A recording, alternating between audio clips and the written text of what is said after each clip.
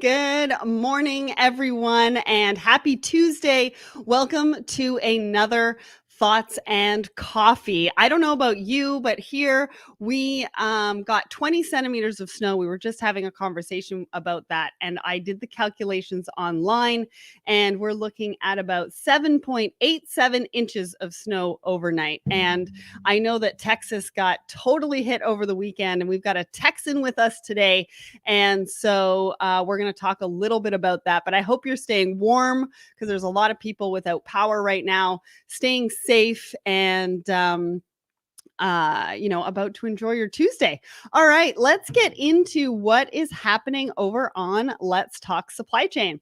So, and for everybody who doesn't know and hasn't seen this show before, my name is Sarah Barnes-Humphrey. I am the founder and host of Let's Talk Supply Chain. I'm also the CEO of Ships, which is a new platform. So it's a bid and ship marketplace for importers and exporters and freight forwarders to play nice. So go and check that out, ships.com.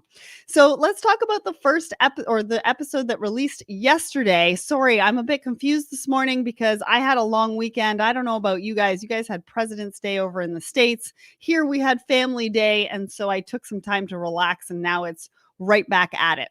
So this week's episode is about sustainability. And so I had the pleasure of sitting down with Frances Edmonds, who is the sustainability expert over at HP Canada. And we did a deep dive into what they're doing, what sustainability means for you and your company. And I'd love for you guys to check this out because this was just a fantastic episode. And for all of you procurement folks out there, she was talking about if you're looking at creating sustainability goals within your organization, one of the places to start is in procurement. And so if you want to hear more about that, that's episode 178, wherever you listen to Let's Talk Supply Chain. Next up is Blended. So we're missing an episode here, and that's because the next episode of Blended is coming out this Wednesday afternoon. And we are talking about the history, the movement, and the people in respect for Black History Month. And it's an amazing episode. So we hope that you're going to join us for that. We'll be releasing that on Wednesday afternoon. And then we're going to be talking about, here's some upcoming events that we've got going on. So on March 4th, I'm going to be hosting a panel in conjunction with Women in Logistics and the Port of Oakland. Mark your calendars. We've got all the registration links over here. So if you go to our Let's Talk Supply Chain LinkedIn page, we have a post that we pin at the top of the page with all of the information about the events that are coming up. And this one, we're going to be talking about empathy and integrity during a pandemic. We've got Uber, we've got DSV, and we've got Intuitive Surgical as well. And they're going to be talking about all of their stories within the pandemic. Next up, next week, Sarah Scudder is going to be my host for the Voice of Supply Chain with ISM New Jersey. I can't wait to talk to her. We're going to be talking about my journey and all sorts of amazing things. So hopefully we'll see you there. We've also got TPM coming up March 1st, 2nd, 3rd, and that's going to be really interesting with everything that's happening in logistics at the moment. With the Port of Long Beach, the Port of LA, all of the delays. And we're going to be talking about Peloton a little bit later on in this discussion. You might want to check out TPM 21 because we're going to be getting the latest from the carriers and the logistics companies and so much more. Today, actually, I'm going to be hosting the Supply Chain Leadership Summit in conjunction with Four Kites. So join us over there, and that starts at 11 a.m. And that's it for our events. So now I'm going to bring up our guest for today. So Nicole Glenn, welcome to the stage. I am so excited to have you here. Thank you. We've been talking about it forever, so I'm excited to finally get to chat with you one-on-one. Yeah. So why don't you do a quick introduction for everybody and also let everybody know what's happening in Texas right now? Oh my gosh. Well, anyways, I'm Nicole Glenn. I'm the owner of Candor Expedite, a time-sensitive company that services the entire U.S. and into Canada too. And we are actually located in Illinois as well as in Dallas. I made the transition and relocated down to Dallas and opened our second terminal to bring the Chicago weather with me. So this past weekend, the temperatures plummeted to really record lows. And so really across the entire state, there's a ton of power outages. So I think there's over 1 million people without power right now across Texas. So we're fortunate. I've been doing some research. I've been constantly doing this, like telling my husband any moment we're going down. But I guess since we live close to a hospital, we're part of the lucky few that have been staying on. So it's been terrible for a lot of people. I keep offering my couch up, going, anyone want to sleep here? Because it's literally 24 hours for some people in negative temperatures in their houses. So it's terrible. Yeah, it's not good. And they were talking about worrying about CO2 emissions within houses because people are using heaters to stay warm. So we want everybody to stay safe and stay warm. And Nicole has a couch for you if you need. I do. So just drive safe because no one is used to the snow that's laying on the ground outside. No, that's right. And some people have electricity, but some people don't have hot water. So there's a lot of craziness happening right now. And I think, some of the people that are used to driving in snow are offering to drive others to the grocery store and things like that so that everybody can stay safe. Because I know last week there was a pileup near you. It was a 100-car pileup because of black ice.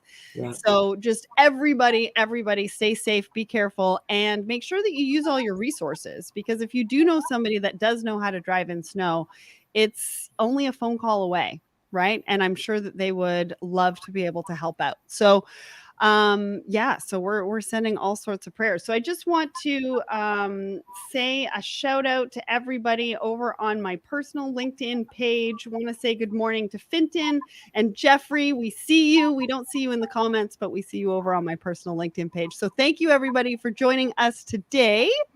Now what are we talking about? We are talking about the question of the week. So the question of the week, we ask every single Wednesday morning across our social media. And on our Thoughts and Coffee every Tuesday, we get a bit of a jump on that because I want to know what Nicole has to say on our question of the week. So it is, what are your top tips for networking online? Nicole, I mean, we've been in this pandemic for so long. Everybody's working remotely. We're kind of getting used to this whole networking online. Mm-hmm. What are some of your tips and what are some of the things that have worked for you, especially being a business owner, right? Sales has been a little bit tough having to transition online and not doing it in person. So I'd love to hear your thoughts on that.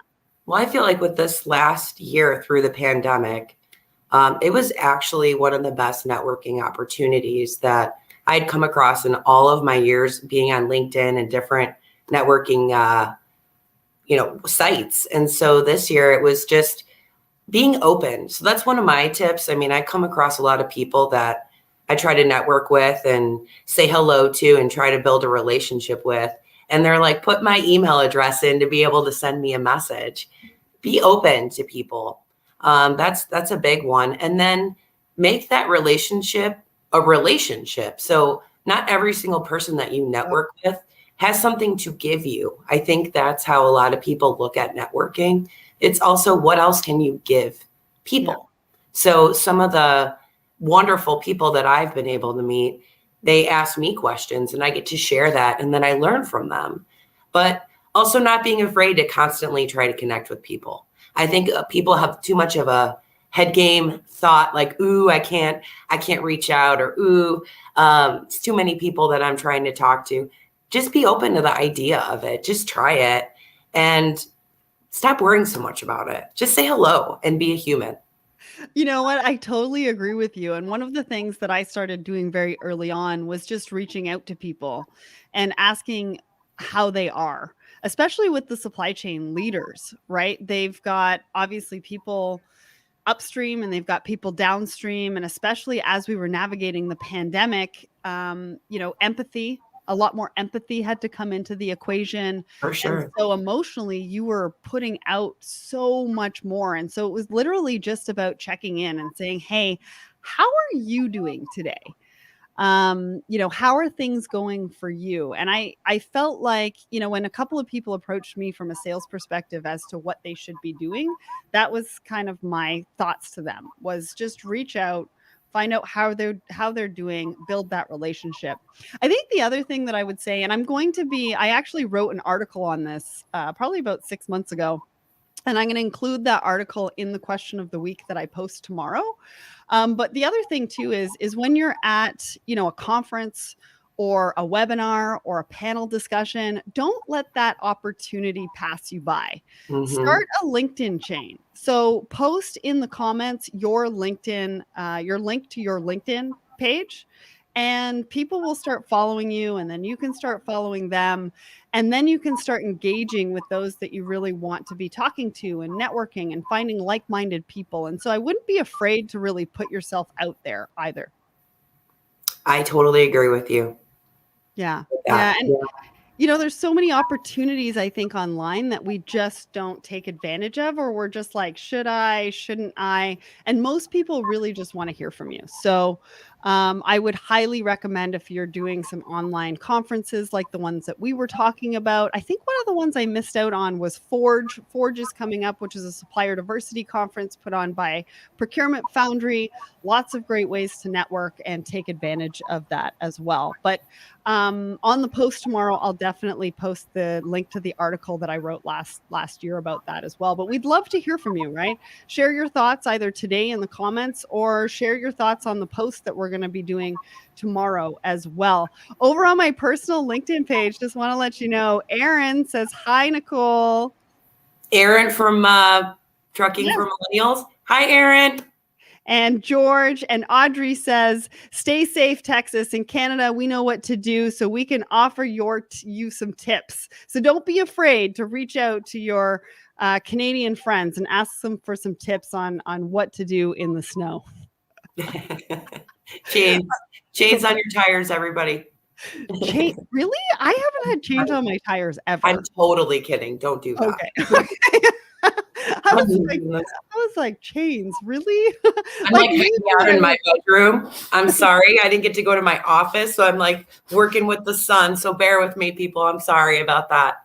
Oh, it's all good. All good. All right, let's get to my thoughts and coffee post. So I don't know if you guys were able to see this on Sunday, but Sunday was obviously Valentine's Day, and everybody was posting about Valentine's Day. And I was like, wait a second. I mean, we need to talk about love, but maybe we don't need to talk about it from a typical Valentine's Day perspective. And so Cleo Wade, who you guys know is one of my favorites, she put out a newsletter on Friday about this particular topic, and it really resonated with me.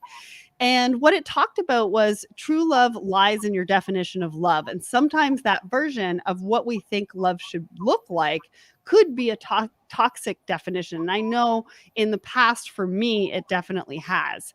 And too many times we put other people's needs first, and they tell us that we understand them, but who understands you? And what's your definition of love, and what does that look like? What's the reciprocity here? What do you need to see from other people?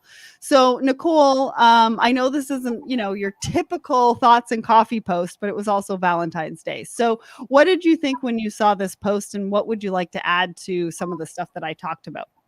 Well, I think for me, I have different people in different buckets who fulfill different needs.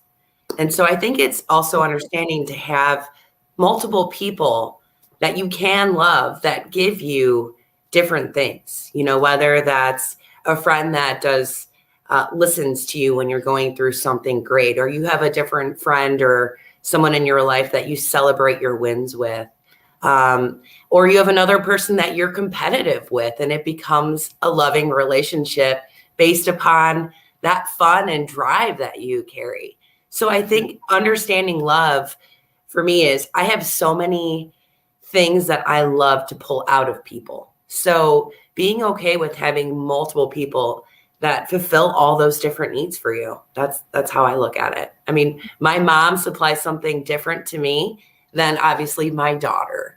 And my husband is different than my best friend. So it's just pulling out all the goodness, because everybody has their own, special thing about them that, you identify and try to utilize that and then give that back to them. Yeah. Yeah, it's so true. And, I wanted to put this up here. Look, in supply chain, true love means gaining transparency throughout all the tiers. I love that. See, we can even turn love and Valentine's Day into supply chain.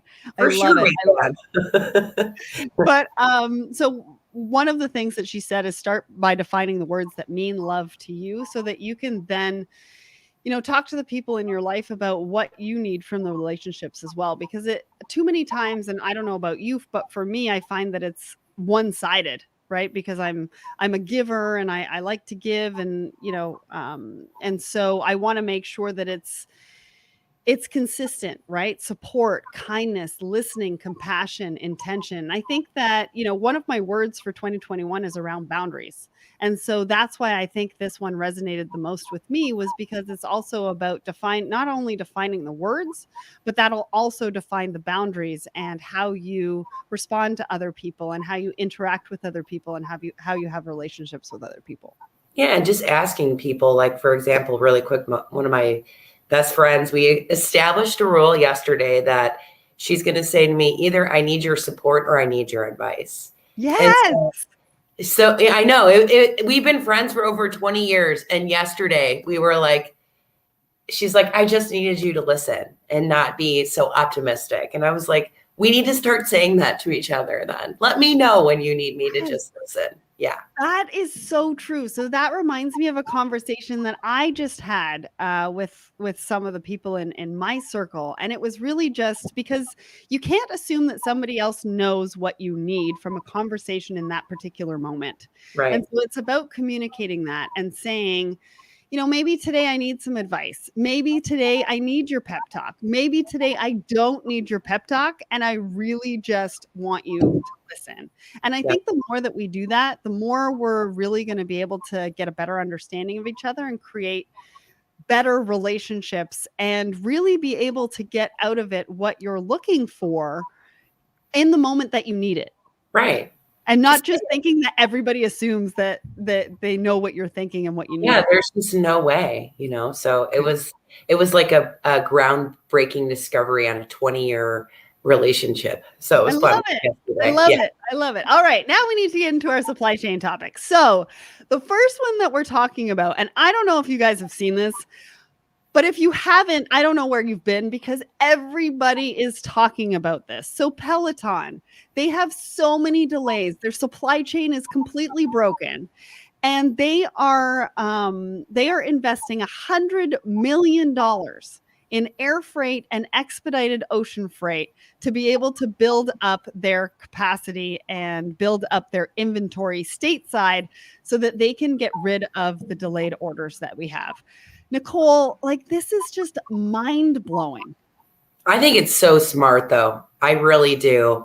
Even reading that, I mean, I'm in the expedited side of the business, and we just put out a article, or we're actually building one right now, that talks about how expedite is only 2% of the majority of a freight spend. It's so small, and this article goes into that concept too, where they're saying that shipping cost is only 2 to 3% of their total cost of goods sold. So when you look at this and you look at the vision of Peloton, right, and what's hitting our market with competition for them, there's new people coming out with different programs, different equipment that you can use. The mirror is one of them.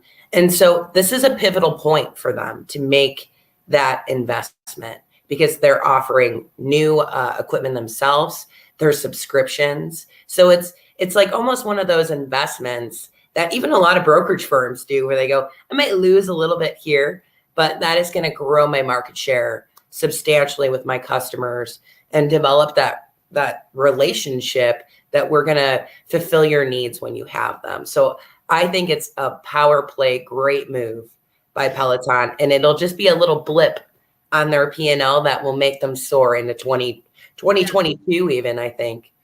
Yeah, and there was a couple of things. I mean, it's a really, really interesting article by Supply Chain Dive. And we've put the article in the comments for you so that you can go and read it. But there's a couple of interesting stats. So one post that I saw the other day talks about how each bike weighs about 60 kilos. So to air freight that, I mean, you think about air freighting just 160 kilos. I mean, you automatically go to cost. Yeah. But in this article, they talk about how shipping is only 2 to 3% of the total cost of goods for Peloton. And what they did is they, because everybody's like, well, why didn't you start using air freight 6 months ago? And they're like, it wouldn't have helped because they need to build the backlog, right? They needed to source the components and they needed to make sure that they had everything that they needed to build these bikes to be able to ship them. And what they're saying is, to put it into perspective, is they're now making more bikes on a monthly basis than they did in all of 2018. So that just goes to show you the ramp up that Peloton had in 2020. I mean, obviously, everybody's staying at home, looking to work out. Gyms are closed. What do you do? Well, I know a lot of people personally who have bought Pelotons, and they were, they didn't like waiting, but they obviously knew that they had to. And while they're working on investing this $100 million into expedited shipping to make sure that they fulfill their back orders, they're also looking at domestic manufacturing in a certain capacity as well. So for the future, they don't miss the mark with what they're doing right now in China. So I just thought, all in all, this was a really great article to talk about with everything that's happening at the ports and everything like that. So Yeah, I mean, I've been hearing of companies that are building almost like partial charters, to actually have that space and to offer that to their clients. And so it just shows that volume game that they're trying to pay or play to up their game. And so I think it's going to be a rewarding outcome for what they're doing with that. Because again, there's a movement and there's a club and a culture that's developing around their company. And so it's hit it while it's hot, spend it while you can, and yeah. you'll make up for it, you know? Yeah. No, I love that. I love that. And now so the second article I pulled from your website. And the reason why I did that, I love this title: Don't Let a Late LTL Shipment Prohibit You from Keeping Commitments to Your Clients. And I think that flows nicely into our conversation about Peloton. And what I wanted to understand from you is, because you guys are really in the expedited space, what does expedited actually mean? And when should you use it? I mean, we just had a really good example from Peloton as to when to use it, but let's dive a little bit deeper into that. I think expedite is one of the trickiest things that people don't truly understand. They just assume that everything is going to be crazy expensive. You're never going to get anything back for that expedited shipment. And there's so many buckets that some of these expedited shipments fall into. I even like to say there's the non-expedited expedite. And what that means, even with this article with LTL, people don't know the options that they have. I see it quite a bit with shippers where they just assume, I have to wait on this and my customer is upset and I don't know what to do here. And so educating the supply chain on truly the opportunities with expedite that aren't that critically expensive, I want everybody to know. So with this, it's the concept of an LTL terminal has your freight, right? And in your mind, you're reading on your screen that it's going to be 2 to 3 days delayed. And everyone's freaking out. Where's my freight? I'm sorry, it's held up by the LTL line. Well, there are options where you can go in, write a letter pretty much that just says such and such company is coming to recover this. And you can get that freight moving on its way. And so that's one of the things that I love about being in supply chain and doing for the past 20 years is creating those chaotic situations that really aren't chaotic. You could just hop in there and go, whoop, let's fix this for you. And people don't know that that is even an option. So we're always trying to educate, even with crews, it's, do you expedite with a crew waiting for installation? And I think the answer could be yes, because what is the cost of that not happening? So I think a lot of people need to have that mindset too, where what happens if this doesn't go through? I can just put a final mile specialist to just ensure that delivery is done properly, on time, damage free, has the right equipment, 2 to 3 men there. And so it's, again, just explaining the different solutions, and helping people identify what those solutions are for their little niche shipment. Yeah, absolutely. So you talk about how quickly everything happens in expedited. What does a typical Yeah. day look like for you? Like I imagine like frizzy hair and you're like, "Oh my God, I need to get this done." Some days it's insane. And this past year, I mean, I've really been working on my business and not in my business. So now I can have straight hair. But everybody else in my organization, they work their asses off. And it is just this ebb and flow to the day. It's like 1 second, there's all these Slack messages going around where people are bantering, making fun of each other, having fun. And then the next second, silence. Everyone's working, and we can see all of that activity that's happening. So it's really peculiar. It's like the 4 o'clock rush, So 3:50, everyone's like kind of waiting for that chaos to start. So it depends on the day. And with them turning around shipments, I mean, we get quotes back to clients in 10 minutes with truck in hand and dispatching immediately. So it's crazy, but that's what I like. And the people that are on my team, that's all they know now. So I think they would be bored doing anything different. I really I do. love that. Yeah. I It's just absolutely crazy. love that. So before we go on to our last article, I just want to say hello to a couple of other people over on my personal LinkedIn page. George, hello, Jeffrey, Emiliano, and Radisha. Thank you so much for joining us. And we've got quite the good discussion happening over there as well. All right. So last discussion of the day. So this is about, we're staying on kind of the last mile trend. I wanted to bring up sustainability. So this article from Supply Chain Management Review, I really liked it. It talks about how we incorporate sustainability into retail supply chains as a strategic imperative. So everybody's talking about sustainability goals and plans for sustainability and what does that look like and where do you start? This one focuses more on the last mile and really gives some tangible tips on how to do that. I mean, Nicole, you are very much entrenched in last mile. So is this something that people are asking you for? Are customers asking you, how you're contributing to sustainability, how you're going to help them with their goals, how you're offsetting carbon footprint? I mean, are these things that people are asking you? Not very much as of yet. I Okay. think there's such a need for having those suppliers to do those things that there is a little bit more flexibility with onboarding companies like ourselves to do these types of things. I think it will consistently be an ongoing change to the future because, again, I know that this is something that people want to feel, even buying themselves, that they're contributing to. And so Yeah. I think even people are going, I want to know this company's why, and I want to know how they're doing something good.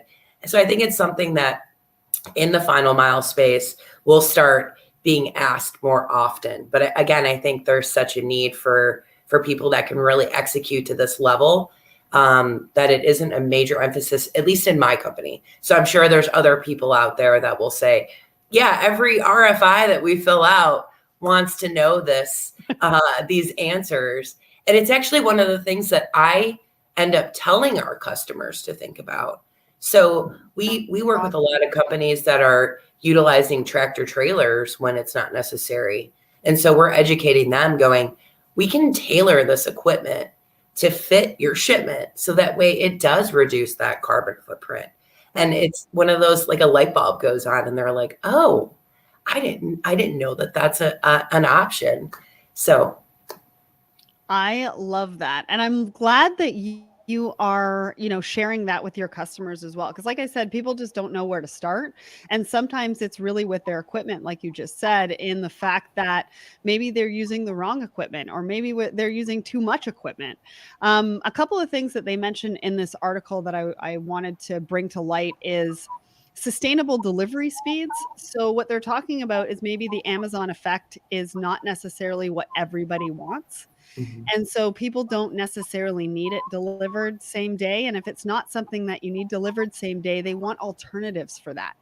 do the alternatives look like? And can I pick and choose when I want delivery of it? And maybe I don't need it for 2 weeks. So maybe I can offset some carbon footprint by doing that. They also talk about recyclable packaging. And so what does that look like? The consumers on the last mile side are really taking a look at the packaging, how it's coming, how big the box is, how much extra stuff is in that box.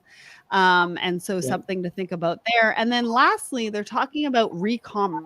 So donating or reselling. And they're talking about how in 10 years, the resale market is going to be 80 billion, which to in perspective, the fast fashion market is going to be at 43 billion. And so the resale market is going to be absolutely huge. And lastly, they talk about listening to your consumers. Listen to your consumers and find out what they're expecting from you. Is it packaging? Is it offsetting carbon footprint by maybe planting some trees? Is it re-commerce and giving them an option to donate and resell? So a lot of things to think about. We've got some articles, these articles in the comments. We are at the end of our time, Nicole. This 30 minutes goes by so It quick. goes so fast. Thank you for having me on, Sarah. I loved it, Nicole. I'm so glad that you could join us today. Thank you to everybody in the audience all over the world. We appreciate you joining us today, and we will see you back here next Tuesday, 10 a.m. Eastern with Audrey Ross.